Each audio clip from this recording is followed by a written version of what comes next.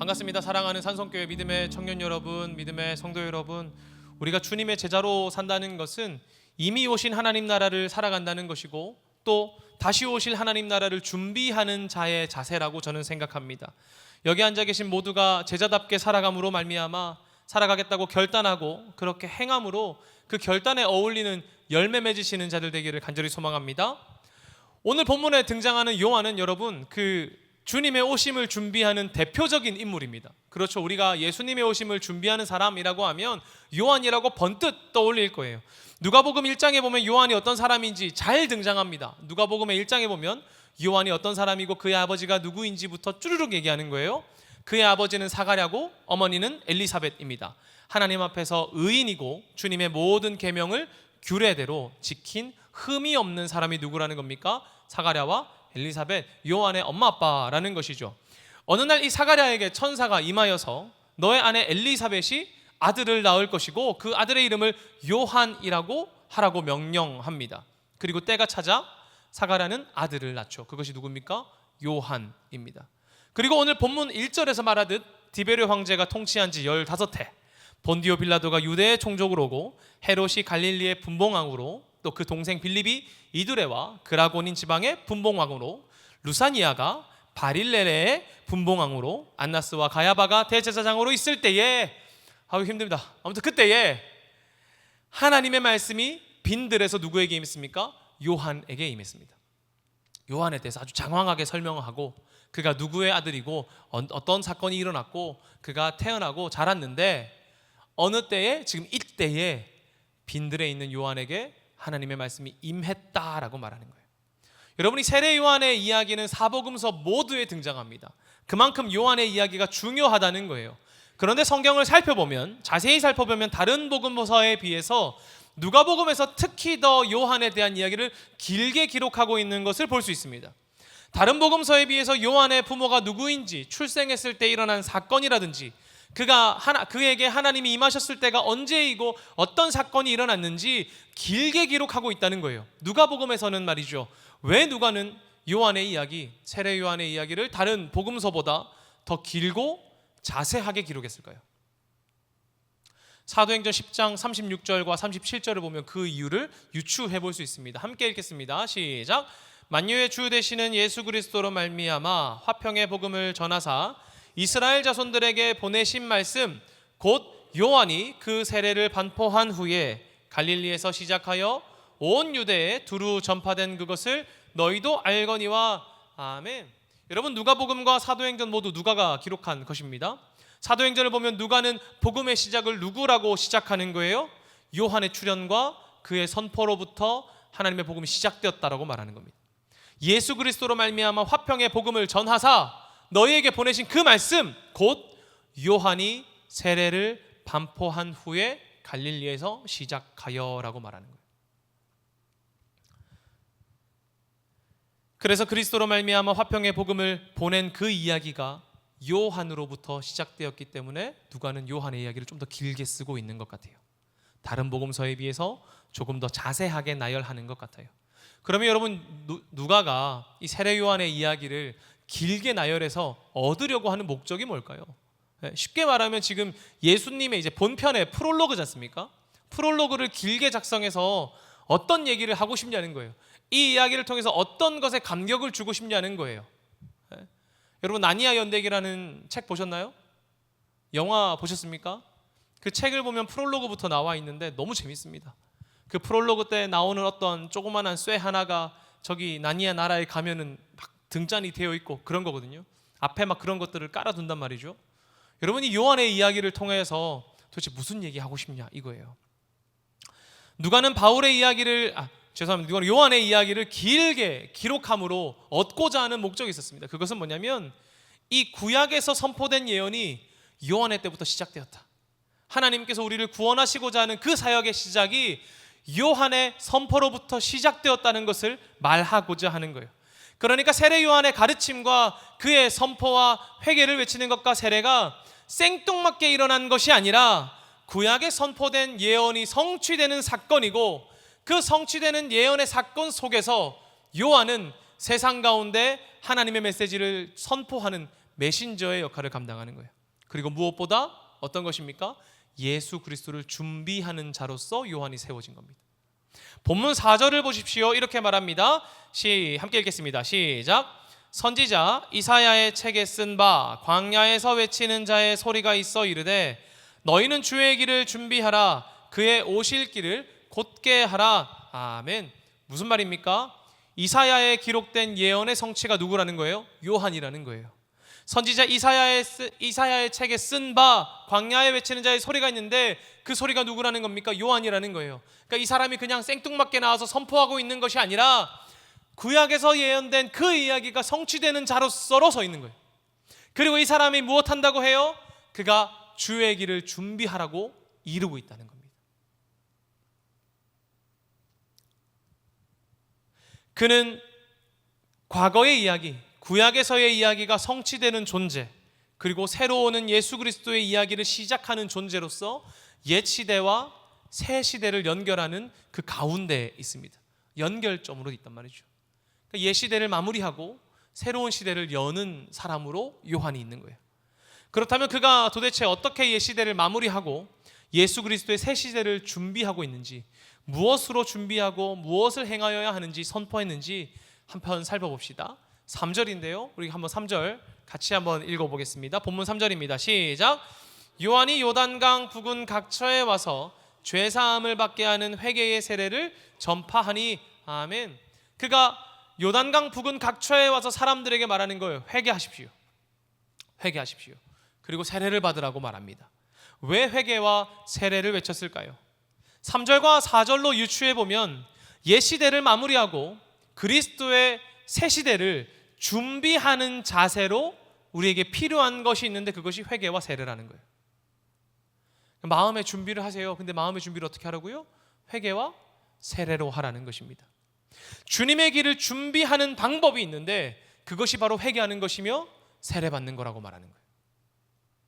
여러분, 주님 오시면 어떻게 준비하실 것입니까? 일단 커피 타고 그거 커피 과자 준비하고 맛있는 과자 준비, 뽀또 준비하고 막 그런 거, 저 초콜릿 준비하고 그렇게 준비할 거예요? 아니라는 거예요. 주님의 길을 준비하는 방법은 뭐라는 거예요? 회개와 세례라는 것이죠. 회개와 세례, 이 땅에 사는 백성들에게 회개하고 세례함으로 주님의 길을 준비하라고 말합니다. 여러분, 세례가 무엇입니까? 세례 받으신 분들도 있고 안 받으신 분들도 있겠죠. 세례는 죄를 씻는 예식입니다. 헬라어 밥티스마, 깨끗하게 하다라는 뜻의 밥티조에서 파생된 말이죠. 그래서 모세의 정결 예식에도 이 말을 찾아볼 수 있습니다. 출애굽기 30장이나 레위기 11장에서도 보면 물을 사용해서 정결하게 하는 거예요. 깨끗하게 하는 거예요. 그러니까 이 세례는 정결하게 하고 깨끗하게 하는 것을 의미합니다. 그런데 요한의 세례는 단순히 정결의식, 야 너 이제 깨끗해져야 돼, 깨끗해져야 돼, 요 얘기만 하는 것은 아니에요. 왜냐하면 그가 선포한 세례에는 수반하는 무언가가 있기 때문에 그렇습니다. 그것은 바로 회개라는 거예요. 그러니까 세례 받을 때에 수반되는 무언가가 있는데 회개라는 것이죠.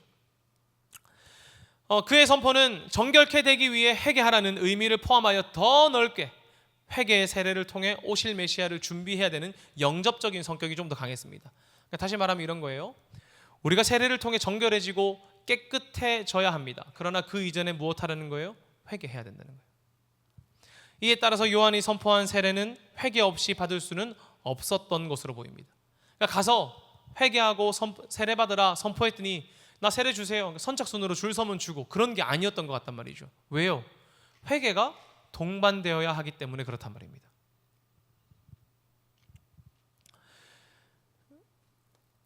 그렇기 때문에 요한은 회개하지 않고 정결해지지 말고 회개 없이 정결할 수 없는 것처럼 회개에 대한 강조를 많이 내리는 것 같아요. 여러분, 회개는 또 무엇입니까? 그러면 사전을 찾아보니까 회개는 죄에 대한 확신과 하나님께 죄를 지었다는 깨달음을 가지고 나를 구원하시는 하나님으로 인해 죄에서부터 돌이키겠다는 신앙의 행위를 의미합니다. 그러니까 나 이거 잘못했습니다, 끝, 이게 아니라는 거예요. 죄에서부터 돌이키는 신앙의 행위라는 거예요. 회개는 죄를 미워하는 마음의 변화와 죄에서 떠나겠다는 생활의 변화를 포함한 이야기입니다. 그러니까 요한이 말하는 이 세례 받으라, 회개의 세례를 받으라라고 말했을 때에 이들이 세례받기 이전에 무엇이 필요하다는 겁니까? 죄에서 떠나겠다는 결단과 그 결단에 수반되는 행위가 필요하다는 거예요. 회개는 자신의 죄성에서 돌이키고 죄를 포기하고 죄에서 돌이켜서 거룩한 삶으로 나아가는 것입니다. 그리고 나의 삶을 이끌어 가실 하나님의 손길에 엎드리고 순종하는 거예요. 죄에서 돌이켜서 주님 앞에 엎드리고 주님의 말씀에 순종하며 살아감으로 죄를 멀리하는 것이란 말이죠. 그러니까 주님의 길을 준비하는 자는 세례를 받음으로 깨끗하고 구별되어지고 정결해져야 합니다. 그러나 회개함 없이 정결해질 수 있냐라는 거예요. 회개함 없이 세례만으로 주님의 오실 길을 준비할 수 있습니까? 내가 표딱지 받았기 때문에 나는 세례 받았으니까 끝, 이렇게 하는 거예요. 요한은 강력하게 말하는 거예요. 주님의 길을 준비하는 자들인 여러분, 세례 받으시는데 무엇하라고요? 회개의 세례를 받으라고요. 우리 군대 나중에 가면 친구들 군대 갈 텐데 교회를 평생 안 다닌 친구도 군대에 가면 교회를 갑니다. 왜요? 햄버거를 주니까요. 네. 갑자기 군대에서 이제 얘기하는 거예요. 여러분, 이번 주에 다음 주죠. 다음 주에는 세례가 있습니다. 세례 받으신 분들 신청하십시오. 아무도 신청 안 합니다. 그러나 갑자기 세례 받는 자에게는 이번에 빅맥 세트가 나갑니다. 그럼 그때부터 100명이 막 사인을 해. 왜? 햄버거 먹으려고. 그럼 줄을 확 선단 말이야. 보세요. 그 세례가 얼마나 짧게 끝나겠어요?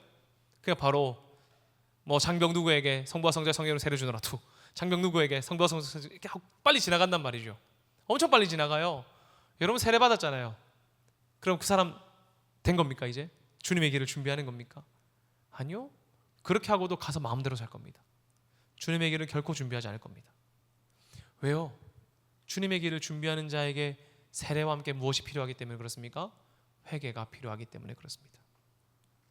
여러분, 주님의 길을 준비하는 자들은 이 두 가지로 주님의 길을 준비해야 돼요. 회개와 세례 말이죠. 근데 이왕이면 여러분 좀 젠틀하게 말하면 좋잖아요. 그러지 않아요? 이왕이면 말할 때 경훈아, 회개와 세례를 받으렴. 힘들지, 쉽지 않지. 그때 주님 앞에 나와서 돌이키고 또 한번 세례 한번 받아봐. 괜찮을 거야. 이렇게 말하면 좀 좋아 보이잖아요. 이왕이면 좀 그렇지 않습니까? 매너 있잖아요. 그런데 요한이 엄청 강력하게 말합니다. 이왕이면 좀 부드럽게 하면 좋겠는데 그렇게 안 하고 어떻게 하냐면 7절인데요. 7절 같이 한번 읽어보겠습니다. 함께 읽겠습니다. 7절 시작. 요한이 세례 받으러 나오는 무리에게 이르되 독사의 자식들아, 누가 너희에게 일러 장차 올 진노를 피하라 하더냐. 아멘. 보십시오. 지금 요한에게 한 무리의 사람들이 다가오고 있습니다. 이들이 그냥 지나가는 사람이에요? 지나가는 사람한테 그 독사의 자식들아 이렇게 하고 있는 겁니까? 아니면 세례 요한을 욕하고 비난하는 사람들입니까? 야, 저 요한 저 나쁜 놈 꽁시렁꽁시렁 대고 있어서 요한이 독사의 자식들아 이렇게 하는 거예요? 아니란 말이죠. 오늘 말씀을 보면 지금 무엇하러 나오는 거예요? 세례 받으러 나오고 있어요. 세례 받으러 나오고 있는 사람한테 제가 말하는 거예요. 그 독사의 자식들아, 누가 너 장차 올 환난을 피하라고 알려주느냐? 하는 거예요. 여러분, 예배 딱 들어오고 있는데 찬양 인도하던 제가 갑자기 서가지고 그 청년들아, 주님 피하라고 하디? 이렇게 하는 거예요. 지금 이상하지 않아요, 여러분? 네? 시험 기간에 공부하러 책상 가고 있는데, 공부하려고 책상 가고 있는데 그 화상아 공부 좀 해라. 네 임마 이렇게 하면 어때요? 공부하고 싶어?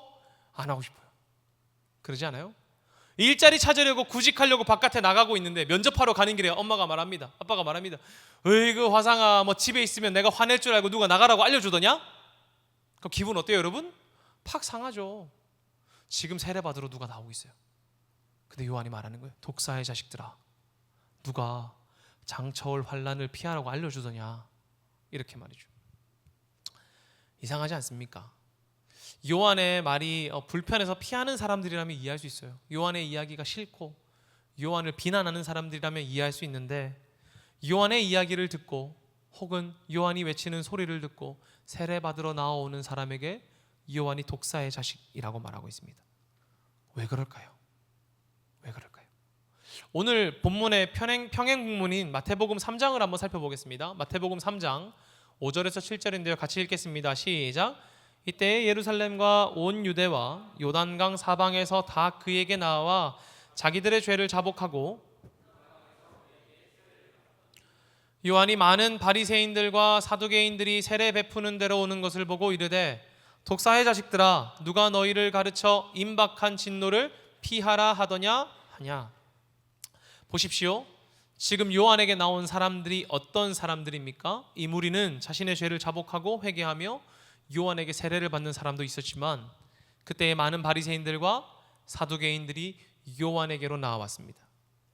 그러니 요한에게 다가오는 많은 사람들의 무리 중에는 그의 선포를 듣고 회개하고 세례를 받는 사람도, 그리하여서 주의 길을 준비하고자 하는 사람도 있었지만, 요한의 이야기가 사람들 사이에 회자되는 것을 보고 그저 보기 위해, 확인하기 위해, 혹은 다른 목적을 가지고 나오는 사람들도 있었다고 말하는 거예요. 그래서 누가복음에서는 세례받으러 오는 데라고 말하고, 세례받으러 오는 무리, 세례받는 자들에게 집중한 거겠죠. 그러나 마태복음에서는 이 바리새인들과 사두개인들이 세례 베푸는 곳으로 간다, 세례 베푸는 데로 간다 라고 말합니다. 그러니까 한 무리가 오고 있는데, 누가의 기록에서는 이 사람들은 세례 받으러 오는 사람으로 보고 있고, 마태에서는 이 바리새인들과 사두개인의 초점을 맞추어서 이들이 지금 요한이 세례 베푸는 데로 가고 있다 라고 지금 말하고 있는 거예요. 여러분, 그 무리를 향해서 요한은 말하는 겁니다. 독사의 자식들아 라고 말이죠. 바리새파 사람들, 사두개인 사람들, 우리 참 많이 들은 사람들이죠. 율법을 하나하나 세심하게 지키면서 불결한 것과 부정한 것, 특히 세상과 이방인들로부터 분리하는 사람들이 바리새인들입니다. 율법에 충성을 다하는 사람들. 사두개인은 유대교의 당파 중에 하나입니다. 종교와 정치의 구심점이라고 할 수 있는 그 대제사장들과 또 지도자들, 그들 계층으로 구성된 사람들이에요. 그들의 권익을 대변하고 로마의 정권에 대해서, 압력에 대해서 항변하기보다는 그들과의 사이에서 중재를 해나가는 현실주의적인 사람들이었습니다. 로마의 지배에 격렬히 반대하는 사람은 바리새파 사람들이었고, 어느 정도 정치적인 이익을 위해 타협하는 사람은 사두개인이었어요. 그러니까 정치적으로 반대편에 있음에도 불구하고 이들이 지금 요한의 이야기를 보러 가고 있었단 말이죠. 선포하는 이야기 가운데 사람들이 많이 모인다는 것을 듣고 그곳으로 가고 있었습니다. 이들은 당시 사회에서 기득권 계층이었어요. 자신들의 힘과 권력을 지켜야 하는 사람들이었습니다. 율법을 지킴으로 정결하여진다는 의식을 가지고 있기도 했고, 사람들 사이에서 힘과 능력을 가지고 있는 사람들도 있었습니다.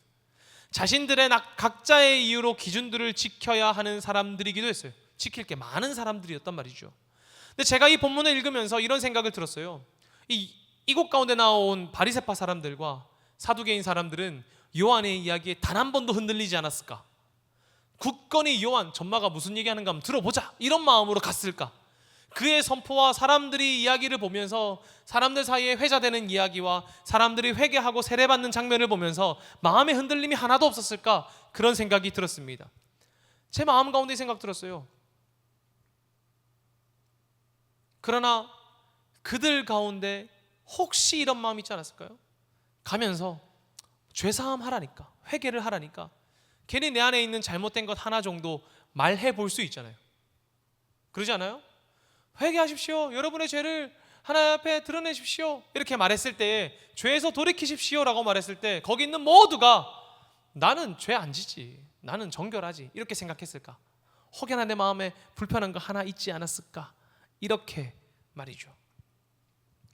여러분, 그들 중에서 분명히 누군가는 회개, 이런 거 좀 내가 잘못한 것 같으니까 말해볼 수 있지 라고 생각했을 수도 있고, 가서 세례라는 거 나도 한번 받아볼까, 이런 생각했을 수도 있을 것 같습니다.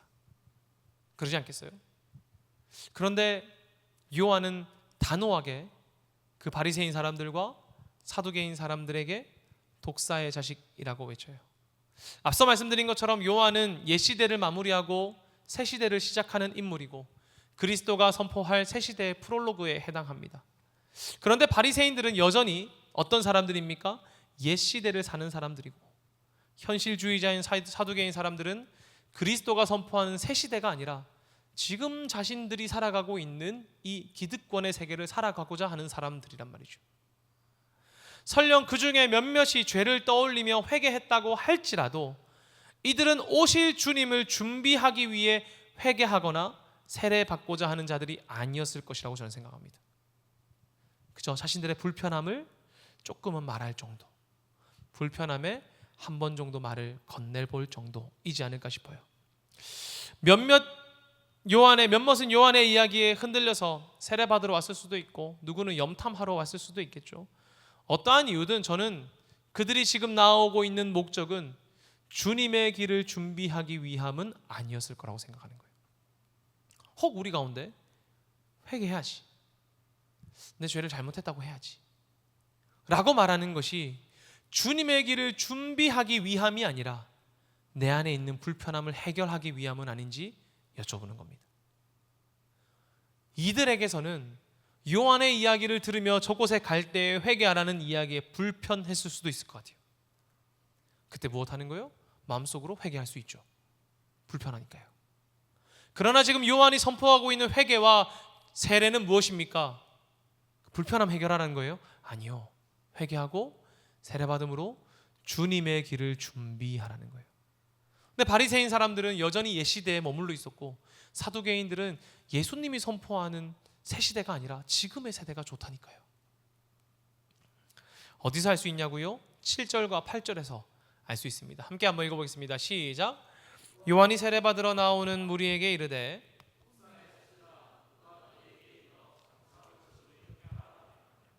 그러므로 회개에 합당한 열매를 맺고 우리 조상이라 말하지 말라. 내가 너희에게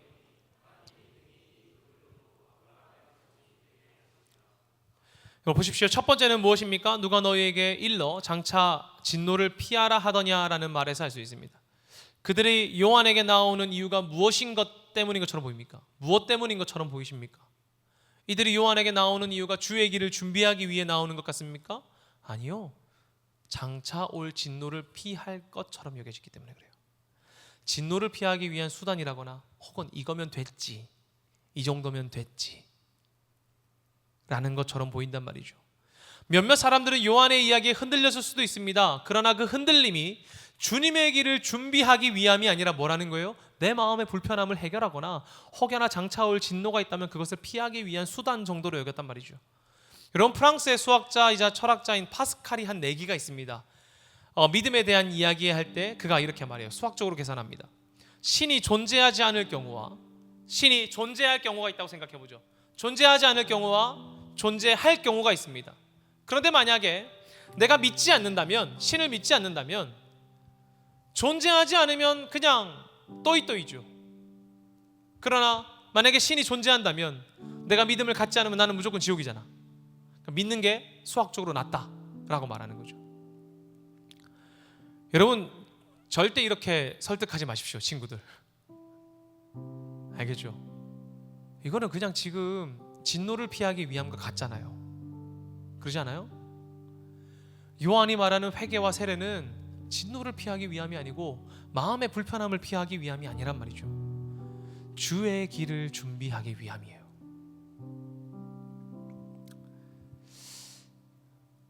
여러분, 옛 시대에 살면서 그 율법의 족쇄에 매여 있으면서 요한의 이야기도 들어볼까? 라고 말하는 것은 하나님, 부처님, 천지신명님 하는 거랑 똑같은 거란 말이죠. 우리는 그렇게 주님을 믿는 것이 아닙니다. 우리가 회개하고 세례받는 이유가 무엇입니까? 내 삶을 통하여서 주의 길을 준비하기 위함이어야 해요. 또 하나, 이들이 참되게 나오지 않았다라고 생각하는 이유 중에 하나가 이겁니다.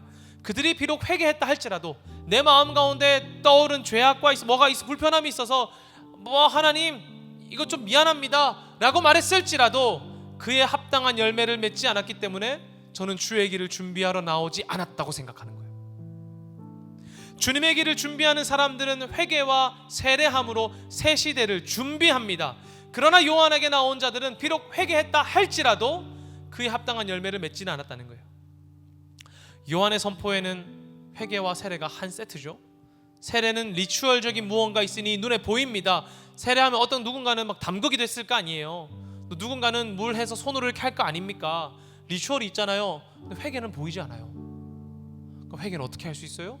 그에 합당한 열매를 맺는 삶으로 할 수 있다고요. 그래서 요한은 자신에게 나온 사람들에게 강력하게 말하는 거예요. 진노를 피하기 위해 세례받으러 오는 자들, 또 회개에 합당한 열매를 맺지 않으면서 말로만 회개하는 자들, 그들은 독사의 자식과 다름없다, 이렇게 말이죠. 여러분, 이 말씀이 있는데 제 마음도 찔리더라고요. 제가 바리새인도 아니고 사두개인도 아닌데 말입니다. 나는 참되게 주님 앞에 회개하고 있는가, 회개에 합당한 열매를 맺고 있는가, 이 마음이 말이죠. 그때 여러분, 우리의 마음이 어때야 되는 줄 알아요? 반응해야 됩니다. 우리가 때로는 말씀을 읽을 때에 저건 바리새인들이었으니까, 저거는 사두개인들이었으니까, 이런 마음으로 성경을 볼 때가 있는 것 같아요. 그런데 여러분, 오늘 본문을 보십시오.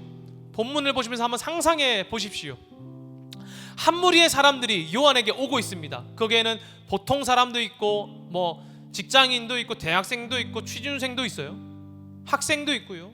좀 더 어린 애들도 있을 겁니다. 40대도 있고 50대도 있을 겁니다. 좀 더 나이 많으신 분들도 있겠지요. 그리고 그 중에 누구도 있습니까? 바리새인과 사두개인들도 있습니다. 그때에 요한이 이 무리에게 말하는 거예요. 독사의 자식들아, 누가 너희에게 장차올 진노를 미리 피하라고 알려주더냐? 회개에 합당한 열매를 맺으라, 이렇게 말하는 거예요. 그때 우리 마음 가운데 무슨 생각이 드는 줄 알아요? 저건 바리새인들이니까, 저 사두개인들이니까. 그런데 여러분, 그 무리를 향해 독사의 자식이라 외친 요한의 이야기에 누가 반응했는 줄 아십니까? 일반 사람들이 반응한 거예요. 바리새인들이 반응할까요? 사두개인들이 반응할까요? 아니요, 그들은 반응하지 않았습니다. 그러나 무리에 함께 나온 사람들이 반응했어요. 10절부터 14절인데요, 같이 한번 읽어보겠습니다. 시작. 무리가 물어 이르되 그러면 우리가 무엇을 하리이까? 대답하여 이르되 옷 두 벌 있는 자는 옷 없는 자에게 나눠줄 것이요 먹을 것이 있는 자도 그렇게 할 것이니라 하고, 세리들도 세례를 받고자 하여 와서 이르되 선생이여 우리는 무엇을 하리이까 하매 이르되 부과된 것 외에는 거두지 말라 하고, 군인들도 물어 이르되 우리는 무엇 하리이까 하매 이르되 사람들에게서 강탈하지 말며 거짓으로 고발하지 말고 받는 급료를 족한 줄로 알라 하니라. 아멘. 누가 말하는 거예요? 무리가 말하는 거예요. 바리새인들에게 독사의 자식이라고 한 거지, 사두개인들에게 독사의 자식이라고 한 거지, 그렇게만 생각하지 말자고요. 오늘 누가복음과 마태복음을 함께 살펴보면 제가 볼 때에는 이 무리에 다른 사람들과 바리새인들과 사두개인이 함께 있었던 것 같아요. 그들을 향해 요한이 외칩니다. 독사의 자식들아. 그때 우리 마음 가운데 바리새인들이니까, 사두개인들이니까 그렇게 생각하지 말자고요. 누가 반응했어요? 보통 사람들이 반응했단 말이죠. 무리가 말합니다. 우리가 무엇하여야 됩니까? 왜요? 우리도 회개에 합당한 열매 맺고 있지 않으니까요. 우리도 주의 길을 준비하고 있지 않으니까요. 우리가 무엇하여야 됩니까? 요한이 그때 말합니다. 옷 두 벌 있는 자는 옷 없는 자에게 나눠주고 먹을 것 있는 자도 그와 같이 하라. 먹을 것 없는 자에게 나눠주어라. 그러자 말해요. 세리들도 말합니다. 우리는 무엇해야 됩니까? 어떻게 하여야 회개에 합당한 열매를 맺을 수 있습니까? 요한은 부과된 것 외에는 거두지 말라고 합니다. 그러자 군인들도 자신들이 무엇을 하여야 회개에 합당한 열매를 맺을 수 있습니까? 라고 물어봅니다. 요한은 말하죠. 강탈하지 말고 거짓으로 고발하지 말고 급료를 족한 줄로 알라. 그런데 현대 시대를 생각해보면 가난한 자를 돌보고 징수해야 할 것 외에 징수하지 않고 누군가의 것을 강탈하지 않는 것 당연한 일이죠. 그러지 않습니까? 당연한 거잖아요. 근데 현 시대도 그게 어렵단 말이에요. 부유하고 풍족한 시대를 사는 때에도 바르게 사는 것은 어렵습니다. 특히 힘 있는 자들, 가져갈 수 있는 자들이 가져가지 않게 자신의 마음을 지키는 것은 어려운 거예요. 그러니 저 시대, 이 시대 할 것 없이 다 어려운 겁니다. 그러나 특별히 그 옛 시대에 먹을 것과 삶이 부유하고 풍부하지 않는 시대에 그 마음을 지키는 것이 얼마나 어려웠겠습니까? 그러나 요한은 말하는 거예요. 이곳 가운데 나온 여러분, 회개한다면 자신의 자리를 내려오라고요. 빼앗고 힘을 휘두르는 자리에서 내려오라고요. 그것이 무엇하는 자세이니까요? 주님의 길을 준비하는 자세니까요. 생각해 보세요, 여러분. 예수님도 자신의 자리에서 내려와 인간이 되셨는데 나는 왜 내 자리에서 내려오지 않나고요? 회개는 그냥 내 잘못했습니다, 이렇게 말하는 게 아닙니다. 내 자리에서 내려와서 더 이상 올라가지 않는 거예요. 주님의 자리를 남겨두는 겁니다. 여러분, 요한은 말하는 거예요. 자신의 자리에서 내려와 회개하며 주님을 높였다면 한 번으로 끝내지 말고 그에 합당한 삶을 살라고요. 여러분, 회개에 합당한 삶을 사는 것은 각 사람의 모습 따라 달랐다는 것을 기억하십시오. 무리는 옷을 나눠주는 것이고 세리는 세금이며 군인은 강탈하지 않는 것이었습니다. 이 말은 지금 이곳에 모인 여러분이 맺어야 되는 회개의 열매가 각각 다르다는 것을 의미해요. 학생은 학생에 합당한 회개의 열매가 있어야 합니다. 직장인은 직장인에 합당한 회개의 열매가 있어야 하고요.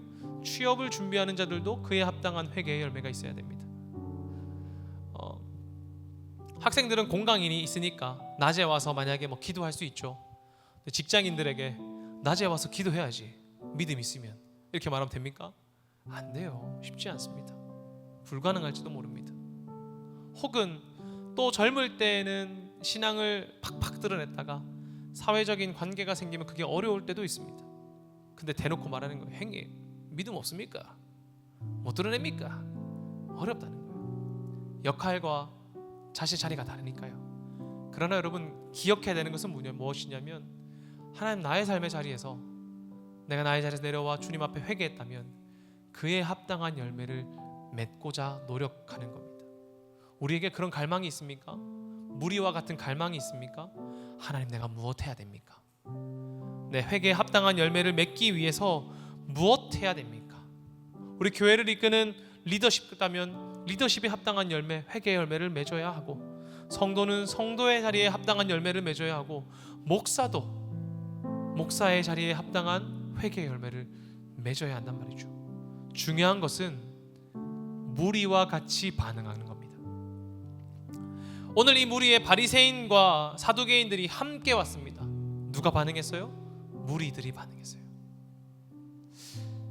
여러분, 간절히 소망하는 것은 우리가 반응함으로 말미암아 무리와 같은 자가 되기를 간절히 소망합니다. 여러분에게 주님의 길을 준비하십시오. 여러분의 삶 속에 하나님께서 임하시도록 갈망하십시오. 부르짖으십시오 라고 말하면서 삶은 마음껏 사십시오 라고 말한다면 저는 거짓말을 하고 있는지도 모릅니다. 여러분의 삶에 주님이 임재하길 소망하십니까? 그렇다면 주님의 길을 준비하십시오. 회개하십시오. 회개에 합당한 열매를 맺으십시오 라고 말한다면 여러분의 자리에서 그 회개에 합당한 열매가 무엇인지 고민하고 결단하고 행동으로 반응해내는 그 반응이 필요한 거예요. 사랑하는 산성교회 믿음의 청년 여러분, 오늘 예배 가운데 나오면서 어떤 마음으로 나오셨습니까? 주님을 높이는 마음으로 나오셨습니까?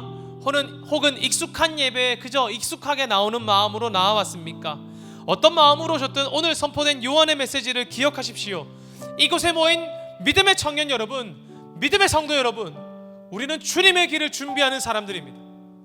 주님의 길을 준비하기 위해 회개와 세례 받으십시오. 그리고 그 회개에 합당한 열매를 맺으십시오. 학생은 학생에 합당한 열매를, 취업을 준비하는 사람들은 취업의 그 자리에 합당한 열매를, 직장인은 직장인으로서 자신의 회개에 합당한 열매를, 리더는 리더로서, 성도는 성도로서, 목사는 목사로서 그에 합당한 열매를 맺으십시오. 이미 도끼가 나무 뿌리에 놓였으니 엎드리는 무리와 같이, 바리새인과 사두개인처럼 입국다 타지 말고 무리와 같이 주님, 우리가 무엇하여야 합니까? 하나님, 내가 오늘 주님께 부르짖습니다. 내가 주님의 길을 준비하기 위하여 무엇하여야 합니까? 어떤 회개에 합당한 열매를 맺어야 합니까? 물어보고 간구하고 결단하고 행동함으로 오늘 이 자리에 모인 모든 여러분들이 회개에 합당한 열매 맺어 주님의 길을 준비하는 삶이 되고 여러분의 자리에 주님이 임재하시기를 간절히 소망합니다. 기도하겠습니다.